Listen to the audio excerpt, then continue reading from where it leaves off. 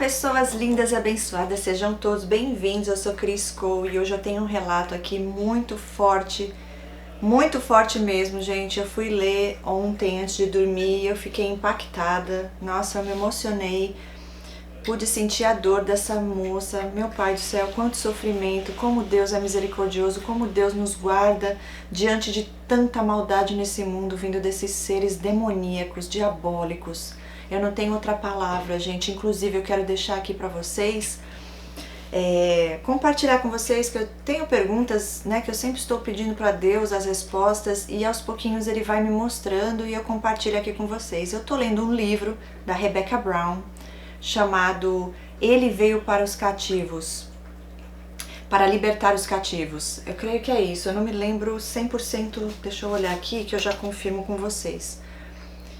Esse livro é muito forte e poderoso, gente, para quem tá preparado, né? Porque fala muito forte na parte espiritual, como esses demônios agem, como é tudo feito no ocultismo, porque isso existe e nós precisamos saber disso, sim.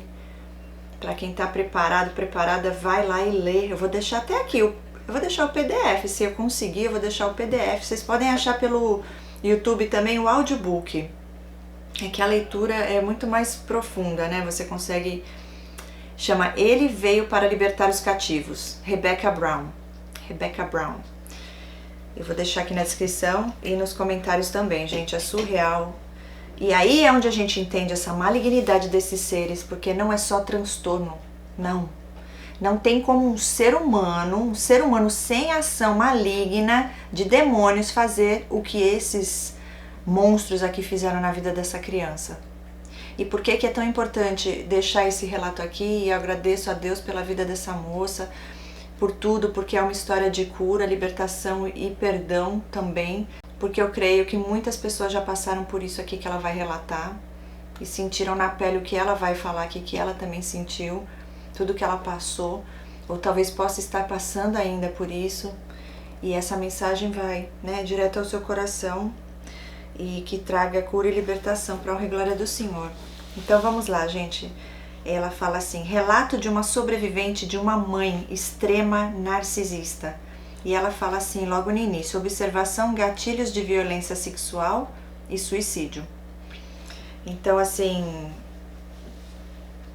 não é, como eu posso dizer, não é para você se assustar, porque tem propósito maior. Deus permitiu que ela escrevesse e eu poder contar aqui no canal para isso, com esse intuito, ok? Mas é forte, sim, e é importante a gente ver que isso realmente existe, mas é forte, tá, gente? Vamos lá. Ela fala assim: olá, Cris, espero que você esteja bem. Sim, graças a Deus. Obrigada. Pode me chamar de Giovana. Você tem sido uma ferramenta de Deus em nossas vidas. Glória a Deus por isso.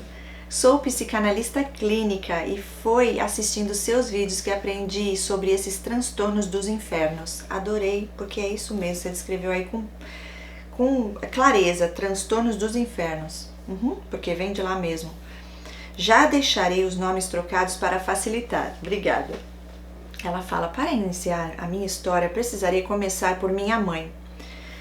Minha mãe, Fátima, ela diz, é a segunda filha da minha avó e a primeira do meu avô. Primeira de 12 irmãos. Ela veio de uma família muito humilde de cor negra. E ela põe entre parênteses: isso vai ter relevância mais pra frente. Ok. Moravam em sítios, e ela diz, sim, vários sítios. Meu avô dava loucura nele e do nada jogava tudo em uma carroça e mudava de sítio. Basicamente foi assim a infância da minha mãe. No sítio não tinha água encanada nem energia elétrica. Quando minha mãe fez 11 anos, os donos da fazenda escolheram ela, entre outras meninas, para trabalhar como doméstica na capital. E assim foi. Meu avô a entregou e todo mês ele recebia o salário dela. E assim ela conhece o mundo trabalhando para duas idosas. Sabe, Cris, sempre fui muito empática com a história dela e sempre tive orgulho do que ela enfrentou. Quando essas senhoras faleceram, ela foi trabalhar para o próprio dono da fazenda. Já por volta dos seus 15 anos, quando ela tinha 16, em uma das visitas que ela fez aos meus avós, estava tendo uma festa na fazenda e ela era uma negra linda, pois era domesticada, ela põe entre parênteses, a minha entre aspas. Era da cidade, tinha roupas da moda, sempre muito bem vestida e maquiada. Ela conheceu meu pai nessa festa. Então ficaram e aí aconteceu o acidente chamado eu. Sim, ela engravidou de mim. Quando ela descobriu, tentou o aborto e não conseguiu. Gente, quando começou aqui já ela falando sobre esse aborto que a própria mãe tenta, isso já me lasca, já me corta o coração. Como pode, né, uma pessoa ser tão fria ao ponto, um bebezinho, uma vida ali dentro, gente, eu não consigo entender como tem monstros a esse ponto. Meu Pai do céu, tem misericórdia. Ok, e ela diz assim, quando ela descobriu, tentou aborto, não conseguiu. Yes, glória a Deus. Seus patrões diziam a ela para não tirar, que eles iriam ajudá-la, mas ela era irredutível, ela estava irredutível. Então eles acharam um casal rico da capital para que ela me desse para eles. Sabe, Cris, eu ouvi muito dos meus tios que ela tinha me vendido. Pois bem, ela me conta que por volta dos 7 meses de gestação eu comecei a mexer muito na barriga dela, fazendo ela desistir do negócio já assinado. Porém, como será que deve ter sido minha gestação? Ela pergunta. Ouvi sem querer ela dizendo algumas vezes que me xingava muito no ventre. Meu Pai do céu. Enfim, seus patrões ficaram muito felizes com a sua decisão, fizeram um quarto de princesa para mim e quando nasci me tratavam como neta. E foi aí que começou meu sofrimento. O que vou relatar agora, minha mãe dizia que só fez isso porque teve medo, pois estava passando uma novela, Anjo Mal. Olha isso, gente. Entre parênteses ela põe Anjo Mal, o nome da novela, onde a filha que foi criada junto aos filhos dos patrões tinha vergonha das mães por serem empregada e preta. E ela põe entre parênteses, lembra que eu disse que teria relevância? Lembro. Gente, olha isso. Aí é que eu já falo, mentiras. Sentiram o cheiro de mentira aí? Primeiro falando que com 7 meses ela mexia muito, aí por isso ela desistiu de não dar mais a filha. Estranho. Depois os tios falaram que ela tinha vendido ela. Olha lá. Agora ela tá falando que tinha medo. O que vou relatar agora, minha mãe dizia que só fez isso porque teve medo. Ela não quis mais entregar a filha para eles, né? Porque teve medo, porque ela ia passar por vergonha, porque ter sido criada por filhos dos patrões e ela ser a empregada, né? Ser preta. Só Deus. Aí ela diz, porém as datas não conferem. Nasci no ano de 1983 e essa novela foi estrelada em 1997. É mentira atrás de mentira. Mas essa era a desculpa que ela me dava e eu acreditei durante minha vida toda e agora com 40 anos, vendo seus relatos, tudo fez sentido. Quando eu tinha por volta de 6 meses, tendo uma vida de princesa e ela continuava sendo a empregada da casa, ela decidiu me levar para ser criada por meus avós e tios. Seus patrões sofreram muito, mas nada puderam fazer, pois ela estava decidida. Cris, saí de um castelo para o sítio, uma casa de 4 cômodos com 11 pessoas, chão de terra batido, iluminação de lamparina e querosene, paredes de barro. Minha já falecida avó dizia que chorei por 4 meses sem parar. Com minha saída da casa, eles disseram para ela que não iriam me visitar, pois isso iria doer muito mais e que fariam uma poupança, ela põe assim, grave isso, entre parênteses, para mim e todas as datas comemorativas eles depositariam um valor considerável no lugar do presente que somente eu poderia pegar com 18 anos. Ok, voltando para o sítio, fui crescendo sem referência nenhuma de carinho.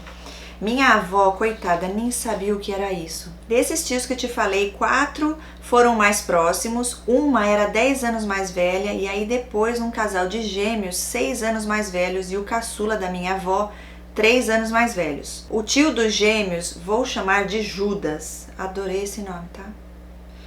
Era 6 anos mais velho, certo? Ok. Lembro que eu tinha a fama de não gostar de banho, era chamada de porquinha. Mas gostava quando o banho era no rio, porque em casa era uma bacia enorme de alumínio onde todos da casa tomavam banho, inclusive os que trabalhavam na roça, e eu, a caçula, tomava por último. Eu era toda cheia de feridas pelo corpo, creio que por me lavar em água tão imunda.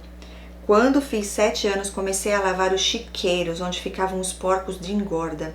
Meus tios faziam eu lavar, pois tinha raiva de eu ter a pele mais clara e cabelo cacheado. Mas voltando para o banho, lembra do meu tio Judas, que era 6 anos mais velho? Então, ele que me dava banho e fazia questão. Porém, o que me recordava é o que o banho doía. Mais tarde fui entender que era porque ele ficava esfregando com os dedos minhas partes íntimas. Eu deveria ter uns 3 a 4 anos. Quando começou, não me lembro. Nessa época, minha mãe vinha me visitar de uma vez por mês. Chegava linda, perfumada, muito bem vestida. Ela era muito linda. Eu contava as horas para chegar o dia dela vir. Mas há pouco tempo comecei a recordar que eu ficava admirando ela de longe porque ela não gostava muito de contato físico. Sempre dizia, sai, tá calor, vai pra lá, você tá fedida, não fica perto de conversa de adulto não.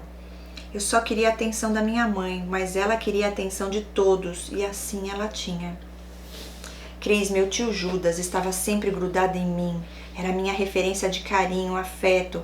Como dormíamos 5 pessoas em um colchão improvisado, feito de roupas velhas no chão, durante a noite escura, meu tio começou a colocar minha mão nas partes dele. Demônio! Isso eu já deveria ter 6 anos, mas me lembro como se fosse hoje. Ele dizia que eu não podia contar para ninguém, pois iriam separar a gente e ele não poderia mais cuidar de mim. Logo começou com penetração anal. Meu Deus do céu! Às vezes isso ia a noite toda. Lembro que fazia xixi na cama quase toda noite e apanhava muito por isso. Lembro que o colchão era de roupas velhas, então a minha avó me fazia lavar as roupas. Também amanhecia com fezes devido aos abusos. Meu Deus do céu, Cris, eu não entendia nada, só sentia uma dor terrível dentro de mim. Foi aí que tentei me matar. Já tinha planejado, enquanto aconteciam os abusos à noite, eu pensei, amanhã, a hora que eu e ele for levar almoço na roça, ele vai me abusar na ida e na volta, eu já vou e me jogo no açude, já que ninguém sabia de nada. Porém, naquela manhã, minha avó pediu para minha outra tia levar. Na frente tinha um pé de goiaba, que era meu porto seguro. Eu amava subir e fantasiar que era minha casa e que eu era feliz. Uau! Era como se uma voz que estava nas folhas me dizia, em letra maiúscula ela coloca, vai ficar tudo bem. Gente, que emocionante, que... Ai, Senhor. Hoje sei que era o Espírito Santo. Minha mãe começou a ir de 15 em 15 dias. Aquilo me deixou tão feliz. Mas era porque ela estava namorando um homem de uma cidadezinha próxima. Ah, esqueci de falar que quando eu tinha 4 anos ela engravidou desse homem. Ele sempre me dizia que não podia me levar com ela porque a casa da empregada era muito pequena. Nessa época ela já morava aqui no interior, só que na cidade em uma chácara, era doméstica. Então, quando engravidou eu pensei, e ela põe em letra maiúscula, vamos ter que cuidar do meu irmãozinho porque a casa dela é pequena. Só que não, quando ele nasceu ela foi no sítio com ele, tive que dormir nos pés. Aquilo me matou, pois era o único momento que ficava perto dela. Então eu passei a noite acordada pensando em como eu ia matar meu irmão recém-nascido. Gente, passado o fim de semana, ela foi embora e levou o bebê. Você pode imaginar o tanto de confusão em minha cabeça? E sempre meus tios me chamando de bastarda, dizendo que minha mãe não gostava de mim, já que ela mesma dizia para todos que foi um acidente que ela iria me dar. Hoje sei que só não me deu porque a família era realmente muito rica. O tempo foi passando, eu com minhas dores e pensamentos suicidas, graças a Deus existia aquele pé de goiaba. Quando eu tinha 10 anos nasceu meu segundo irmão, então minha mãe e na época meu padrasto resolveram morar juntos na fazenda do patrão dela. Moraram alguns meses sem mim, ela, ele e seus 2 filhos, a família perfeita. Às vezes ela me levava para passar o fim de semana com eles e era um sonho e um pesadelo na hora de ir embora. Porque Judas sempre ia junto e na volta, como tudo era a pé, dava uns 20 quilômetros mais ou menos e ele já me abusava no caminho mesmo. Um certo dia eu ouvi meu padrasto dizendo: "Você tem que trazer sua filha para morar conosco, ela é sua filha." Então ela respondeu: "Será? Meu santo não bate com o dela." Uau, uma mãe fala isso da filha.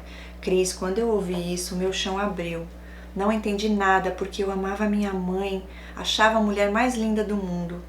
Depois de muita insistência do meu padrasto, ela aceitou me deixar morar com eles. Ele a convenceu que eu poderia servir para limpar, lavar e cuidar dos meus irmãos.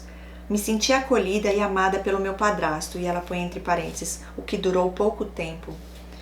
Fiquei muito feliz, pois iria acabar os abusos e não iria mais lavar chiqueiros e pinicos. Então começou a fase que pensei que seria a melhor da minha vida. Minha mãe era bem fria comigo, não tentava aproximação. Hoje sei que tinha ciúmes do seu marido, pois com 11 anos eu já era mocinha e tinha um corpão. Eu odiava meu corpo, Cris, porque ele chamava a atenção dos homens. Então meu tio Judas começou a ir visitar a minha mãe todo fim de semana e, claro, dormia no meu quarto. Já imagina por quê, né? No Natal desse ano fomos na casa da minha avó. Agora eu, como visita, tinha muita gente na casa, que já era outro sítio. Neste já tinha energia, 3 quartos e banheiro. Tinha muita gente lá, eram 12 filhos e já tinha muitos netos. Na noite da véspera eu estava com os outros 5 primos dormindo no chão da sala e tinha um tio que não era o Judas, era um bem mais velho, já casado e com filhos. Inclusive dormindo ali comigo, e ele estava vendo TV. Eu estava na beirada, quase caindo de costas para ele. Fazia muito calor, então estava sem coberta. De repente senti a mão dele passando por baixo de mim de modo a tapar minha boca. Então arrancou meus shorts e consumou o abuso. Parecia que estava com ódio de tão forte que foi. Terminou e sussurrou em meu ouvido: "A culpa é sua. Quem manda ser gostosinha?" Fiquei travada, em estado de choque, suja, sangrando, com medo, culpa e dor. Passei a noite olhando para a porta do banheiro, porém não tive forças para levantar-me. Assim que clareou o dia, fui para o banheiro e me limpei. O dia do Natal era sempre muito bom para nós crianças do sítio, pois era quando podíamos tomar refrigerante e comer uva. Era uma alegria. Só que naquele dia eu subi em uma árvore e passei todo o dia lá. Subir em árvores me deixava segura. Cris, a casa cheia de adultos e ninguém foi saber por que aquela criança passou o dia em cima da árvore. Então pensei, quando voltar para casa vou me jogar no açude, pois estava cansada. Mas algo naquela árvore me dizia: tudo vai ficar bem. Dizia que tudo ia ficar bem. Graças a Deus aquele dia passou e voltamos para casa. E esse tio do Natal era vizinho nosso. Ele passava na nossa casa todo dia à tarde voltando da roça e minha mãe me mandava fazer e servir café para ele. Eu odiava e guardava dentro de mim. Ele era cruel com a esposa, batia muito nela, a ponto de deixar sem roupas no meio da colônia com todos vendo. Quando tinha 12 anos, as viagens da minha mãe para servir os patrões aumentaram e eu ficava responsável de lavar, limpar, cozinhar e cuidar do meu irmão de 7 anos. E quando ela estava em casa, eu tinha que trabalhar na roça, na colheita de café. Cris, eu não entendia porque ela me obrigava, já que eles ganhavam muito bem. Eu odiava, tinha todas as risquinhas das mãos e dedos abertos, porque a colheita de café é severa e é no período do inverno. E ela põe entre parênteses: hoje eu sei, ela fazia de tudo para eu estar longe. Eu ia para a escola da cidade de peru escolar. Eu era muito zoada na escola, pois meu cabelo é cacheado e lavava com sabonete. Eu fedia, pois não tinha cremes ou desodorante bom. Era um bem simples que fazia nada. Eu ia para a escola com fita isolante enrolada em toda a minha mão, aí imagina como eu era zoada. Quando vinha a minha menstruação era terrível, pois nem sempre eu tinha absorvente, então eu colocava um paninho e ia para a escola. O que você acha que acontecia? Pois pegava a perua às 5h30 da manhã e voltava às 14 horas para almoçar e ir para a roça. Eu ficava toda assada, implorava para me deixar ficar em casa, chorava muito porque tinha cólicas e não entendia que dor era aquela. Mas ela dizia que era frescura e me forçava a ir. Gente, como são pessoas ruins, maldosas. Que é frescura? É frescura a pessoa sentir cólica, sentir dor? Quando eles sentem, aí é o fim do mundo, tá caindo o mundo. Frieza, maldade, demônios. Não tem outra palavra. Uma mãe, que mãe é essa? Isso é um demônio, gente. Teve um dia que desmaiei, acho que de fraqueza, quando disseram pra ela, disse mais uma vez que era frescura e que fiz o teatro. E ela continua perguntando, lembra do meu padrasto? Então, que eu achava que gostava de mim? Nessa fase já começou com o seu plano maligno. Como minha mãe viajava ou trabalhava até tarde, ele começou a mexer comigo. Eu sempre fugia. Um dia meu tio Judas estava nos visitando novamente, então à noite ele veio até a minha cama. Cris, eu não entendia porque eu não fazia nada, eu só ficava paralisada esperando aquele abuso. Então meu padrasto viu. Judas não percebeu, mas eu olhei para ele com os meus olhos cheios de lágrimas. Ele olhou e saiu. Agora que vocês vão ouvir, gente, é algo surreal. No dia seguinte, meu padrasto me disse que tinha que me ensinar a me defender. Claro que aceitei. Me trancou no banheiro com ele, ficou só de cueca e disse: vou fazer com você como se eu fosse um carinha querendo te abusar. Então te direi o que fazer. E ela põe entre parênteses: estou com muita ânsia nesse momento escrevendo isso. Ele me agarrou por trás com muita força e me mandava tentar sair e eu só chorava e pedia para que ele parasse. Mas ele só parou quando senti meu shorts molhado e tinha o mesmo cheiro do tio do Natal. Ele saiu de lá e eu sentei no chão, chorei muito, tomei um banho e pensei, vou sair daqui, pegar uma faca e vou acabar com tudo isso. Mas logo que saí, meu irmão de 7 anos estava chorando muito e corri para ver. Meu padrasto, o pai dele, estava espancando-o e me olhou com muita ira. Como sempre, não contei a ninguém. Não demorou muito para minha mãe chegar, deixar o caçula de quase 3 anos comigo também.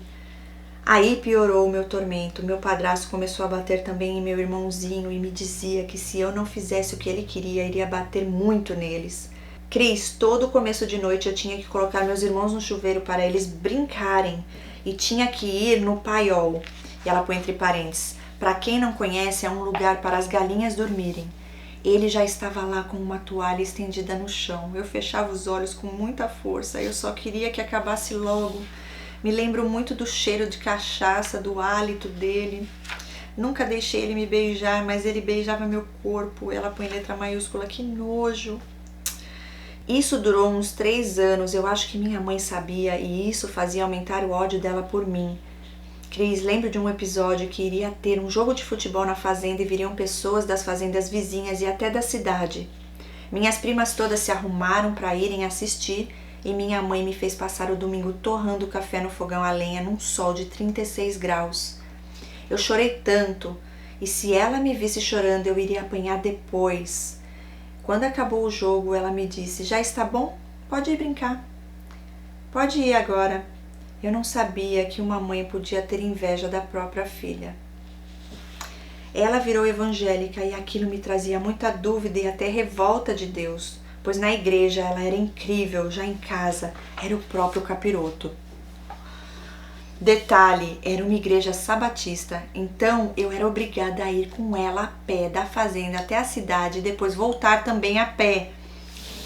A não ser quando passava um filho de Deus e dava carona, saíamos da fazenda umas 6 horas da manhã e retornávamos umas 12h30.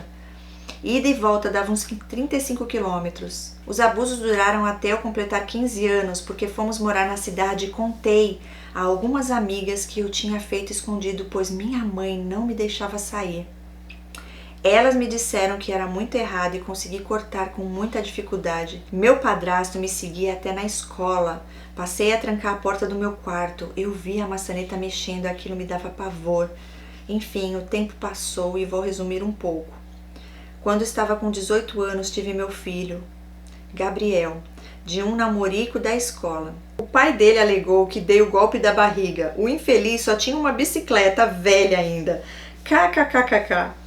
Hoje eu vejo como foi de Deus me dar um filho cedo, pois trouxe sentido para minha vida e já não queria mais me matar. Glória a Deus por isso. Tive muitos relacionamentos abusivos, fiquei com muitos homens por somente sexo. Hoje eu entendo por quê. Minha mãe, quando não me afetava mais, ela xingava meu filho para me atingir, e isso foi por muito tempo. Com 32 anos eu me casei. O Gabriel tinha 14 anos, meu marido era 8 anos mais novo que eu. Mas eu silenciei todas as críticas, pois eu sentia que era de Deus. Iríamos fazer algo bem simples, mas a dona do restaurante, que foi minha patroa, disse que me daria a festa, pois sempre fui como uma filha para ela. Cris, na festa minha mãe parecia querer brilhar mais do que a noiva. Eu achando que ela estava realizada em me ver casando, na realidade queria mostrar para a família a mãe maravilhosa que era. É desse jeito. Hoje estou casada há 8 anos, meu marido é uma bênção, sempre vamos juntos para a igreja, oramos juntos, fazemos propósitos juntos. Ele sabe toda a minha história e me diz que isso fez me amar ainda mais. Com 1 ano de casada, minha mãe estava me contando de um caso bem sujo da parentela dela. Aí fiquei enojada, então me disse: aproveita esse início de casamento porque homem é tudo igual, nenhum presta, casamento é ilusão. Cris, fiquei pasma, mas na hora eu disse: tá repreendido em nome de Jesus, o meu casamento é de Deus e vai durar para sempre. Fez a coisa certa, calou a boca do Satanás. Muito bem. Com o tempo, meu marido foi me mostrando o quanto ela era tóxica e me sugava. Eu mesmo casada fazia tudo por ela, tudo mesmo. E isso estava prejudicando o meu casamento. Glória a Deus que ele me trouxe tudo isso à luz. Esqueci de dizer que ela largou do meu padrasto 1 ano depois que fomos morar na cidade, pois ela descobriu que ele estava saindo com um travesti, dono de um bar. Até mesmo na cama dela ele levou o travesti. Porém, depois de alguns meses, ela voltou com ele novamente. Sofreu muito por mais uns 5 anos e largou de vez. Hoje eu perdoei todos os meus abusadores. Já ressignifiquei em Cristo. Não convivo mais com eles. E a minha mãe eu aprendi a pôr limites e muitas vezes dar pedra cinza. Já estava me esquecendo, lembra da poupança? Então, pedi para ela me ajudar por várias vezes, pois tive muitos problemas dentários, perdi vários dentes, ainda uso uma prótese, mas creio que Deus está preparando os meus implantes. Ela sempre me dizia que não lembrava onde estava a caderneta e me mandava ir atrás sozinha. Claro que nunca fui, eu nem sabia quem eram essas pessoas. Já o meu segundo irmão, com 14 anos, ela levou para pôr aparelho. Juro que hoje já não tenho mais mágoas. É isso, Cris, tentei resumir ao máximo. Me desculpa o relato enorme. Como disse, sou psicanalista clínica e hoje ajudo muitas pessoas a superarem seus traumas.